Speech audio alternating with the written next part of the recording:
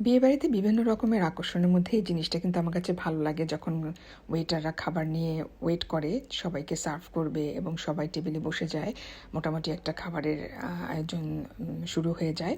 তো আমরাও বসে গিয়েছি। প্রথমে আমরা কাবাব, চাটনি, একটা স্পেশাল সালাদ দিয়ে শুরু করেছি খাবার। এরপরে ওরা সবজি, গরুর মাংস এবং রুমালি রুটি এনে দিল।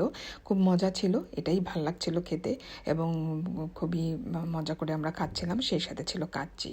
আর কাচ্চি তো বিয়েবাড়ি আসলে ভীষণ রকমের একটা, সবাই শীতকালে পছন্দ করে কাচ্চিটা, বিশেষ করে শীতকালে খেতেই বেশি ভালো লাগে।